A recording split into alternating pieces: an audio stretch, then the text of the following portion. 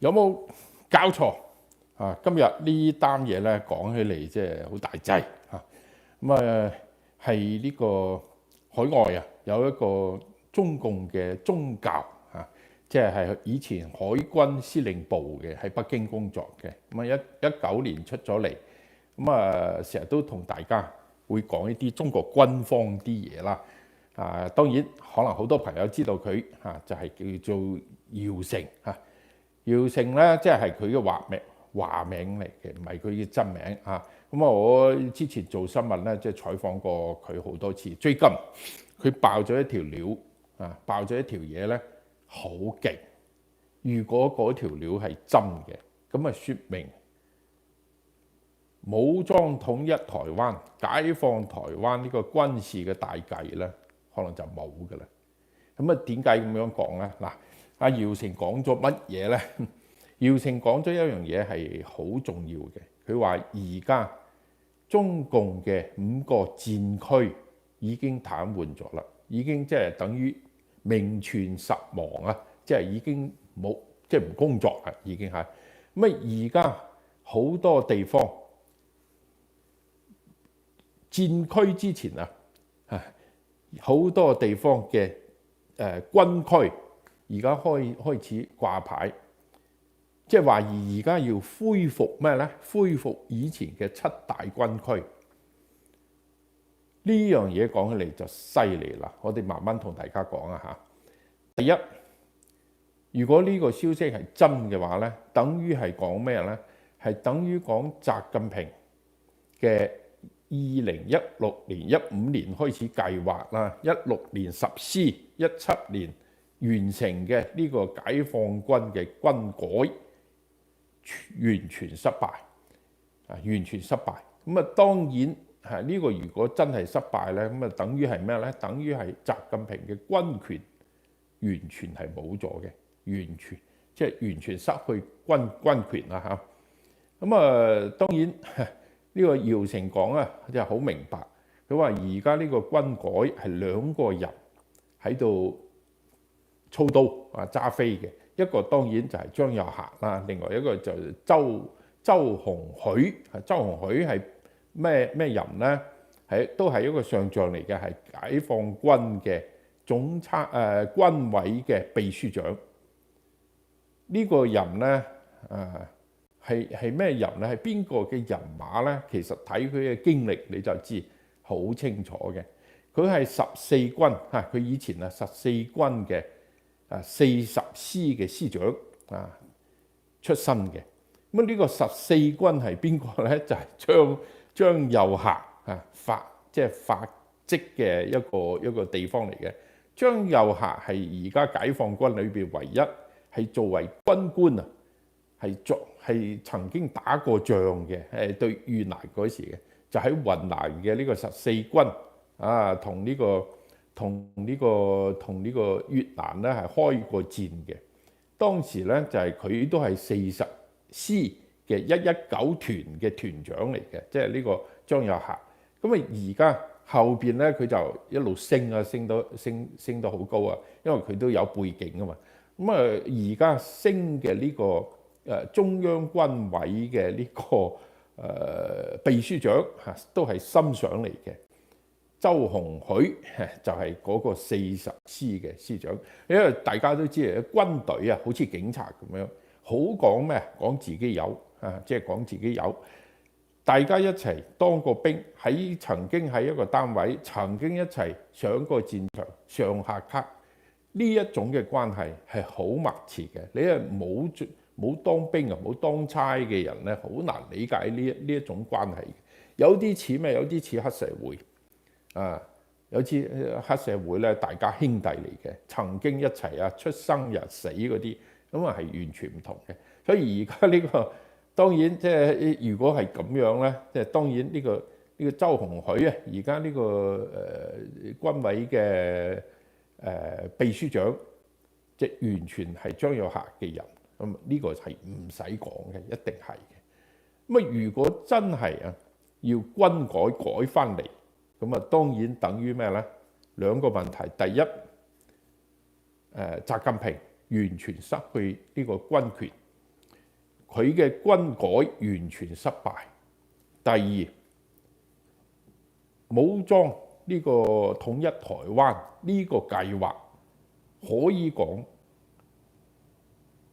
玩完啊，完全冇得搞啦。咁我哋慢慢過嚟講啊。第一，中共解放軍嘅軍改係2015年習近平宣布之後咧，2016年開始推行，到2017年咧就慢慢就係完成嘅。咁啊，個軍改嘅內容係乜嘢咧？即係將中央軍委嘅4大總部、總參謀部、總政治部、總後勤部、總裝備部4個部門啦嚇，完全改晒，改成6個單位啊，6個呢個下邊嘅單位。政治部改成政治工作部啦，啊，參謀就係參謀指揮部啦，就叫參指部嚇，即係完全改晒嘅，改成6個部門。咁啊，上邊仲有3個位啊，即係完全將呢個指揮鏈啊全部改晒。咁啊，另外咧下邊咧就將7大軍區全部取消，變成5個戰區啊，變成5個戰區。戰區啊同軍區係完全唔同嘅嘢嚟嘅。另外一樣嘢，戰區呢樣嘢我哋一個再同大家分析。另外一樣嘢，將以前中共軍隊嘅番號全部取消，全部改成新嘅番號。譬如以前啊，呢個叫做38軍啊，香港人好熟嘅38軍，而家叫做81集團軍。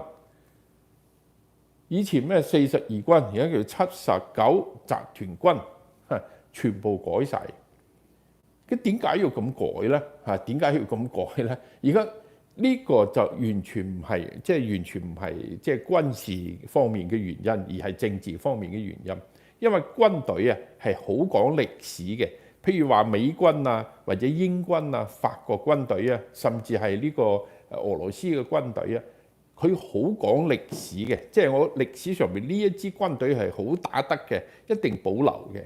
所以解放軍由呢個4個野戰軍係1950年之前啊，4個野戰軍，東北野戰軍、華東野戰軍啊，呢個叫做西北野戰軍啊，仲有一個中原野戰軍。所以我哋講1野、2野、3野、4野嘛，4個大嘅部分。咁啊，當建立中共建政之後咧，就將呢個就改晒嘅，全部統一啊。咁啊，1野嘅即係彭德懷嗰邊嘅部隊咧，就有10個軍，就1到10。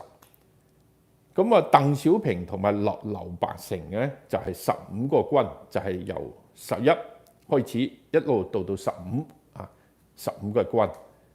咁啊，呢個華東野戰軍咧都好打得嘅，就由15開始計，一路計到35，20個軍。剩翻嘅4野就係林彪嗰支部隊最犀利，由東北一路打過嚟嘅，係蘇聯人支持嘅，而且入邊咧好多日本人啊、韓國人啊喺入邊幫佢打仗嘅。咁啊就由35開始計，一路計到去60軍，69軍，所以佢犀利啊，係嘛？30幾個軍係嘛？所以4野嘅林彪嘅部隊入呢個北京嗰時啊，入山海關嗰時140幾萬人，當然即係好犀利啦，係咪啫？所以呢一啲部隊啊，每一個軍即係1軍、2軍、3軍、4軍啊，咁啊就係你一聽呢個名你就知道以前嘅彭德懷嘅部隊即係西北嘅啊。如果係開始11、12咁就一路去到呢個25軍嚇，去到25啊，去到係25。係冇錯，25咧就係第2野戰軍嘅，所以10幾軍其實係鄧小平嘅嫡系啊。跟住咧39軍，應該35軍之前嘅其他嘅部隊，全部都係華東野戰軍嘅。38軍之後就全部都係林彪嘅部隊。所以呢啲每一個軍隊佢有自己嘅戰爭，打過自己嘅仗，咁打過即係好多，佢有系統嘅。所以每一個系統好多軍官啊，曾經一齊打過仗嘅，一齊死過嘅，一齊翻生嘅，咁即係呢啲係關係好密切嘅。所以每一個人，就算你已經唔係喺嗰個部隊啦，已經唔係喺嗰個部隊，但係嗰個部隊都認你嘅，呢樣嘢係好犀利嘅。譬如話鄧小平上台，佢一定用咩第二野戰軍以前嗰批人，包括咩劉華清啊、秦積偉啊，呢一批人全部都係以前佢嘅人所以呢啲咧係軍隊裏邊嘅一個文化。但係軍隊係好重要，係講你嘅番號嘅，即係你係邊支部隊出嚟嘅你係邊支部隊出嚟嘅，嗰支部隊嘅傳統歷史上面有打過好多仗，咁大家就有個認同呢樣嘢。所以中共嘅軍隊如果你冇戰功，你又冇一種權威，你好難指揮。所以習近平諗咗一條橋，全部取消呢啲咩軍麥軍全部取消，全部將你打亂，重新編號。佢以為咧咁樣佢就可以攞到軍權嘅，但係實際上咧係遇到好大嘅阻力。第一批嘅阻力就係呢個房峰輝同埋張楊兩個人，一個係以前嘅總政治部嘅政委即係總政治部嘅主任張楊，一個係總參謀部嘅呢個總參謀長呢個房峰輝。兩個人都係解放軍裏邊最大粒，嗰兩個都係軍委嘅，係咪？一個即係俾習近平即時扯落去，一個判刑，一個自殺，兩個人死咗嘅。咁就後邊就一路肅清呢個部隊就變成呢個5大戰區，就軍區又冇啦。以前嘅軍隊係個軍嘅番號，部隊嘅番號又冇啦。所以佢將你嘅系統全部打亂，咁跟住咧就可以中央指揮啦嘛。即係呢時候就唔使有以前嗰啲包袱啦咩兄弟咩出生日死嗰啲嘢完全唔計啦重新嚟過就係咁樣。但係一支部隊咁樣嚟過，可唔可以打得就冇人知啦。因為你係一支新嘅部隊，你就唔係舊嘅以前嗰啲打勝仗嗰啲軍隊啦。咁就當然就遇到好大嘅阻力。但係佢點解變呢個軍區取消要做戰區呢？軍區係一個住喺一個地方，招兵、訓練、升軍官，邊個去負責後勤，全部都係嗰個軍區負責。就係即係好似如果好似以前唐朝嗰啲咩節度使嗰啲你喺嗰個地方，其實你係可以管制地方官員嘅。譬如話廣州軍區嗰個軍區嘅司令員雖然佢唔係有地方嘅官職但係佢個政委好可能係即係一個最重要嘅省委書記嚟嘅，即係佢堅人但係你有7大軍區，中國30個省市以前一個軍區其實佢個範圍好大，3個省、4個省甚至5個省係咪？譬如話廣州又有3個省，廣西、廣東、湖南3個省，所以一個軍區司令其實佢覆蓋3個省嘅，佢嘅即係軍區嘅政委，佢都可以管3個省嘅，佢官比省長、比省委書記大嘅，因為你管一個省，我管3個省嘛，係咪？如果有戰爭，呢3個省全部都係聽佢嘅。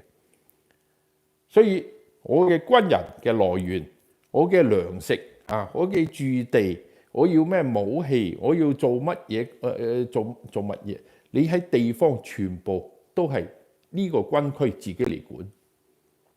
呢個就係紅軍嘅傳統啦，因為嗰時係根據地啊嘛，係咪？你打去邊度，邊個有人俾錢你啊？係咪？即係毛澤東、蘇聯人都冇錢俾你啊，咁遠係咪？你要自己搞掂，你去打，你去搶錢啊，你去綁架，你去即係做乜嘢？你要揾錢做生意賣鴉片，唔理你係你自己搞掂。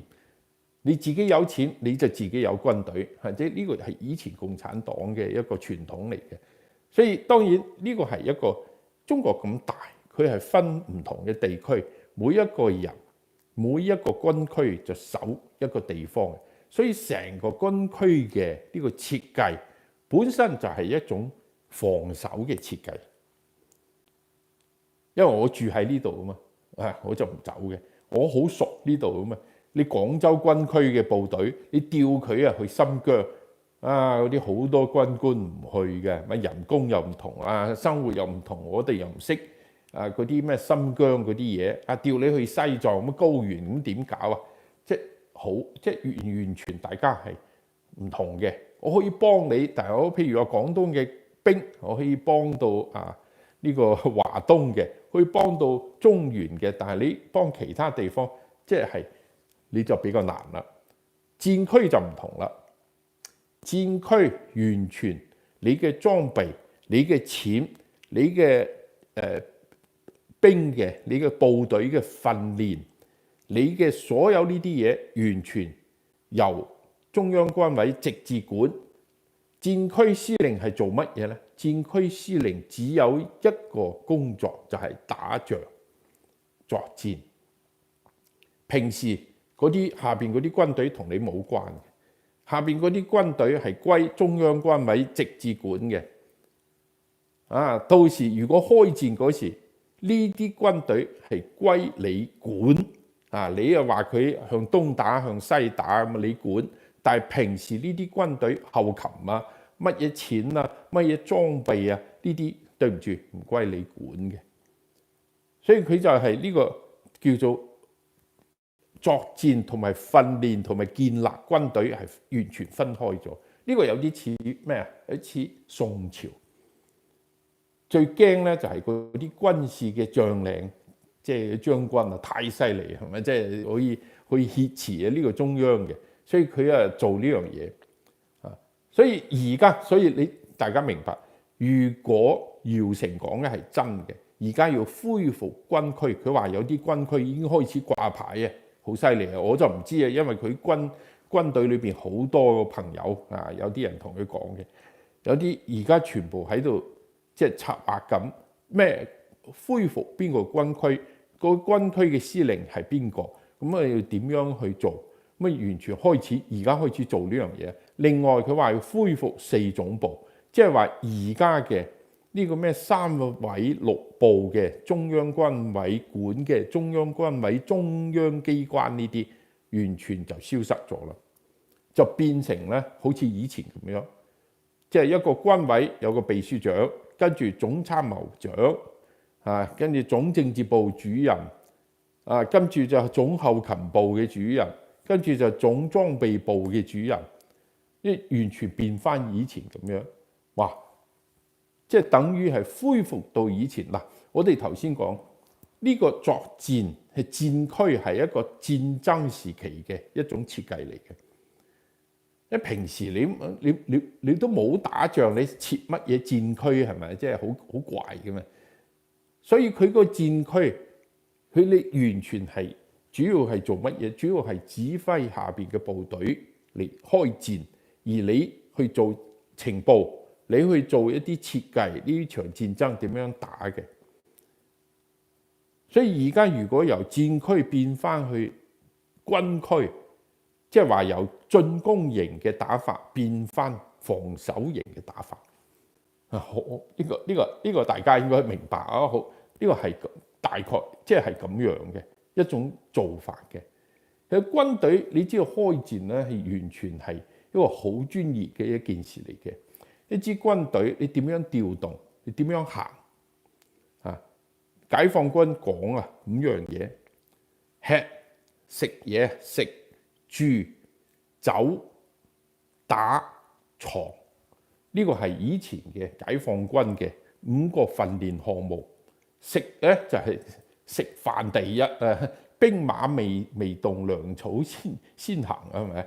你支軍隊冇嘢食，咁啊你一定衰梗嘅。所以呢個一支軍隊你要處理自己嘅部隊可以打仗，第一件事俾軍人食飽。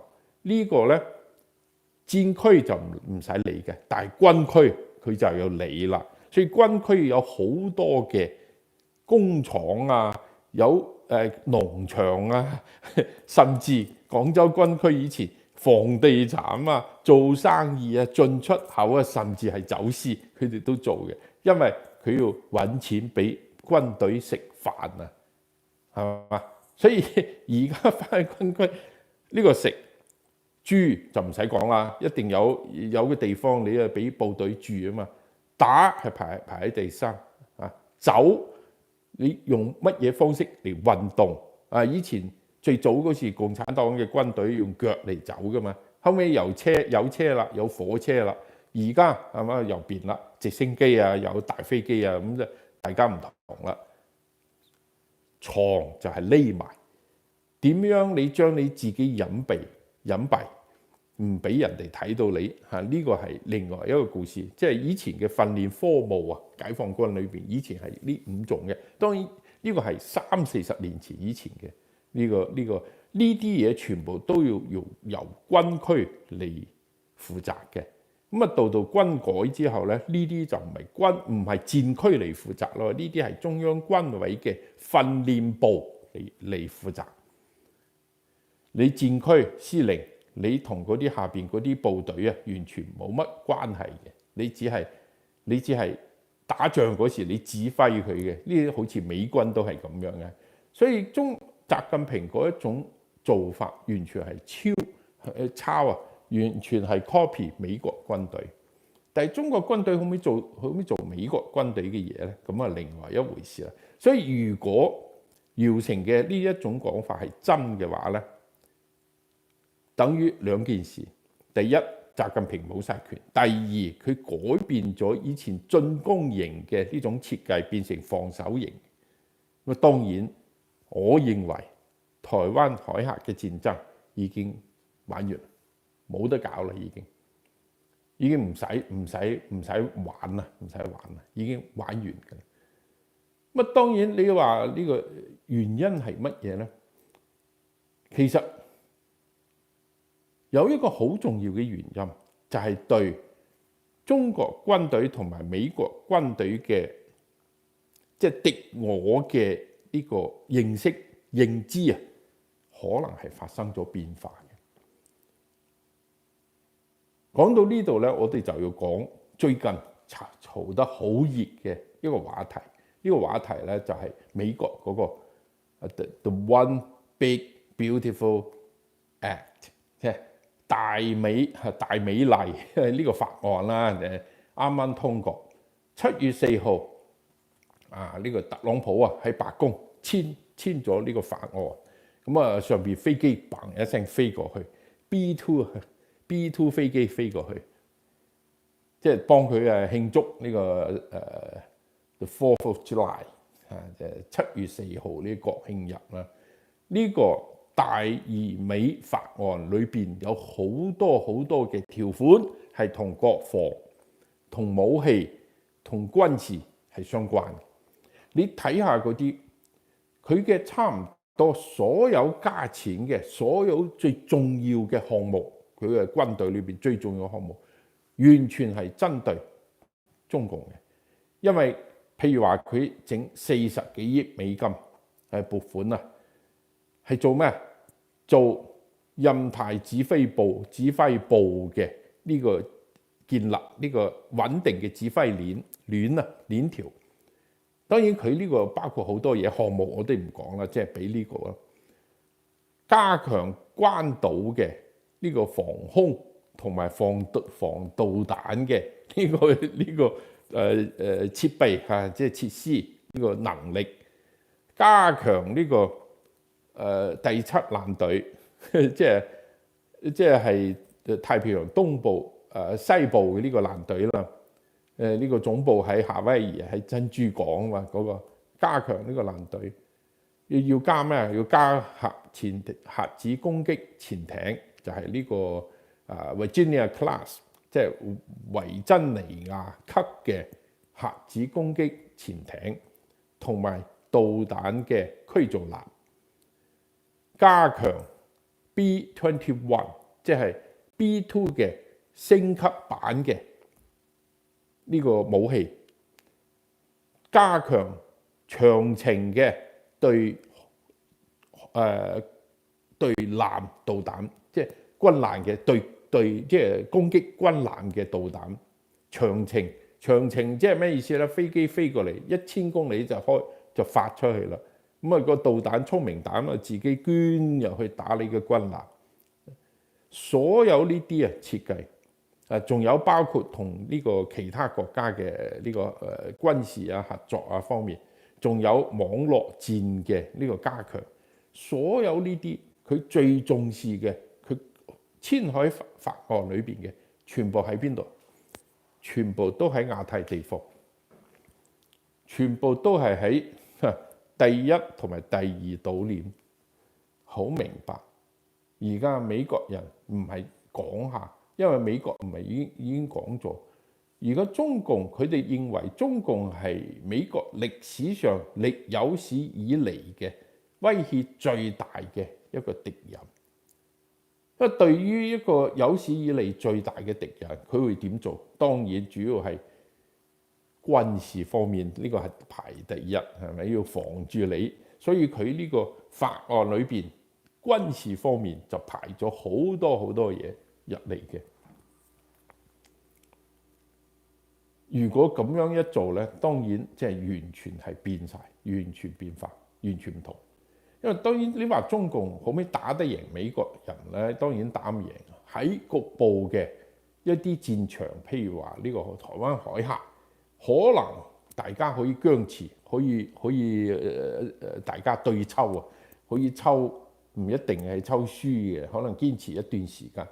但喺更大範圍裏邊嚟講，你如果同美軍嚟全面對抗，你當然係有好大問題。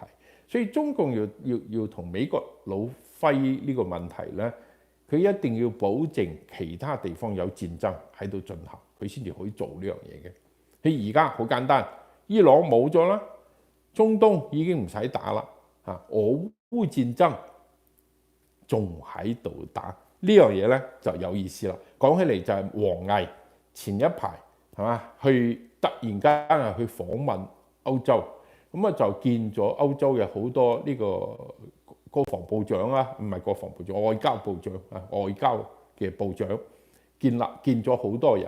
咁啊南華早報咧就懟咗出嚟一篇內部嘅即係一篇嘢，佢話王毅喺呢個歐洲就講咗一番説話咧，令到全世界都震驚嘅。我認為同而家呢個局勢係有關嘅。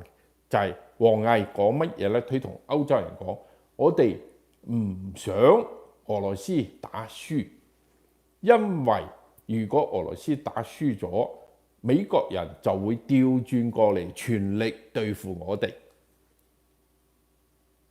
另外佢都講我哋都冇全力支持俄羅斯。如果我哋全力支持俄羅斯嘅話咧，戰爭一早就結束啦嚇。呢個係佢自己自己吹水嘅啫，佢全力支持，咁可唔可以打贏又唔一定嘅，係咪？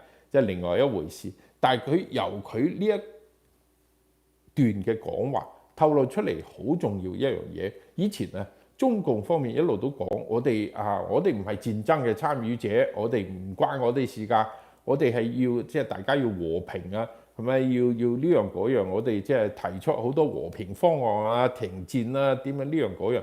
即係中共係一種咁樣嘅姿態。但係佢而家承認佢唔想俄羅斯輸，咁同歐洲人講嘅呢一堆説話咧，意思即係話我哋會一路支持俄羅斯，起碼係不輸，唔輸咗呢個戰爭，唔一定係贏喎，但係佢唔可以輸呢個戰爭。所以我要一路支持佢嘅。呢個對歐洲人嚟講，當然係一個外交上面一個大嘅衝擊，係咪？因為而家俄羅斯打烏克蘭打完烏克蘭係咪對其他嘅北歐嘅即係東歐嘅國家要唔要繼續打呢？呢個對於歐洲人嚟講，呢個係一個敵人喺你嘅門口嘅問題。所以美國人可以好遠係咪？歐洲人就喺屋企門口啊！所以你以前啊，歐洲人就想説服中共呢，就你冇支持，你冇同俄羅斯做生意係咪？你呢個咁樣做係咪？即係我哋之間咩關係啊？係咪？我哋做生意做咁大，我投資咁多，你嘅中國汽車都係德國人、法國人喺度投資啊，好多技術都係我哋俾嘅。你最先進嘅機床啊，嗰啲嘢都係工具啊，全部都係德國人俾嘅。我哋咁好關係，你冇搞呢樣嘢，即係令到我好麻煩係咪？而家講明俾你知。你嘅麻煩唔關我事，我要考慮我嘅麻煩。我嘅麻煩就係美國佬，如果俄羅斯冇吸住美國佬喺呢度呢，佢就會過嚟對付我啦。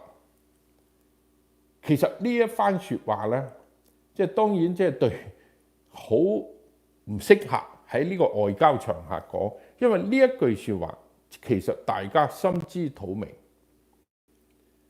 你喺地緣政治裏面計數嗰時咧，大家都知道咩回事，但係冇人會攞出嚟講嘅。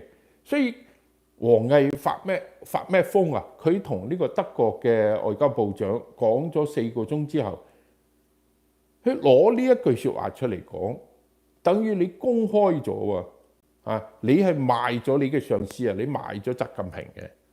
你話原嚟習近平係咁樣諗嘅。佢係唔想停戰嘅，一路要喺呢一度 cut 住美國人喺度打，呢個先至係佢嘅目標。所以佢係要戰爭持續落去，而唔係要戰爭停落嚟嘅。所以呢樣嘢當然即係對你知道好多外交、好多政治呢啲嘢咧，有啲好多嘢係你只能夠做，你唔可以講嘅。有一啲嘢咧係你可以講，但係你唔可以做嘅，係咪？呢樣嘢就係你可以做，但係你唔可以講嘅。你講出嚟呢樣嘢，當然係好大問題啊！啲歐洲人點睇你啊？你翻轉頭，你話俄羅斯人點樣睇你啊？大佬啊，你支持我又唔俾足啊，即係錢又唔俾夠，槍又唔俾夠，武器又唔俾夠，你係拖住我就。你唯一嘅目標就係令到呢個戰爭持續落去，因為你要拖住美國人啊嘛，你根本就唔想和平噶嘛。如果俄羅斯人突然間打贏咗，美國佬話，算數，我唔理啦，呢度走咗，對於中共係不利噶嘛。根據王毅嘅呢個講法，所以變成俄羅斯人講：喂，大佬，你喺呢度做乜鬼嘢？你唔係支持我打贏戰爭，而係你俾槍俾一啲嘢。係若令到我拖住美國佬喺呢度，你喺後邊佔晒所有便宜，所以對中國同俄羅斯嘅關係都有好大嘅問題。好啊，而家就算佢需要你，佢又唔講你乜嘢啊，冚住喺心口，唔講任何嘢，係嘛？但係大家心知肚明啊，呢啲嘢一定會入心入肺噶嘛。過多幾年嗰個變化咗之後，咁就另外一回事咯。所以呢一句係好不適宜攞出嚟講嘅，就係王毅作為一個即係中國做外交嘅差唔多第2號人物，居然攞呢個話出嚟講，呢個係真係好有意思嘅。當然更加有意思嘅，點解南華早報要報出嚟呢？咁樣報法嚇，因為其實係一個失誤嚟嘅，係唔應該講嘅一句説話。你點解要報佢出嚟呢？中共中央係有一個外事工作領導小組，組長當然係習近平，副組長就係王毅，佢係政治局委員，國務委員兼外交部長，所以佢係中國對外工作嘅最大個啦。我自己覺得好有可能，佢已經係壓力太大，已經唔知道點樣繼續處理所有嘅呢啲問題。我認為係咁樣。佢講到即係谷住要好想說服歐洲方面，你又同我有啲合作我哋就唔好一齊，唔好同美國人玩。講到呢度嘅時候，可能係呢個背景就將呢一句説話講出嚟嘅，但係呢個效果會好差。佢嘅低估咗歐洲人同美國人之間嘅呢個關係，低估咗歐洲人同美國人之間嘅呢一種戰略嘅呢種血脈之間嘅呢一種關係。呢個係我認為呢個都係同呢個台灣問題有關，因為佢哋可能覺得如果美國有啲轉身，台灣就冇得搞啦，冇得搞。所以而家當然王毅係代表呢個習近平啊，即係唔使講嘅。佢呢幾年王毅吹到呢個習近平吹到幾犀利，乜習近平外交思想研究院都有設立嘅外交部，或者係幾犀利嘅。當然呢個係我哋可以睇到呢個入邊嘅一啲嘢。我哋今日主要唔係講嗰啲嘢，我哋今日主要係講軍隊。解放軍如果再次軍改，說明兩個大嘅問題。第一個就係習近平完全失去咗軍隊嘅支持。第二個，中共想要武力統一台灣呢個大嘅計劃，可能要暫時終止。幾時要重新嚟過？冇人知，冇人知但係起碼而家嚟講，呢個計劃可能係撳咗呢個 pause 嘅鍵，暫停鍵。可能呢個對於台灣海峽兩岸嘅人嚟講，可能都係好事；對香港人可能都係好事。如果嗰一場仗一開戰，香港其實係前線嚟嘅，大家都知道。好啦，今日就講咁多，多謝大家。我哋一陣間我哋再講另外一單嘢，咧就係呢個大美麗嘅呢個法案裏邊嘅同中國脫鈎嘅嗰啲條款，呢樣嘢係對香港會有好大影響。我哋一陣間先講，好，一陣間見，拜拜。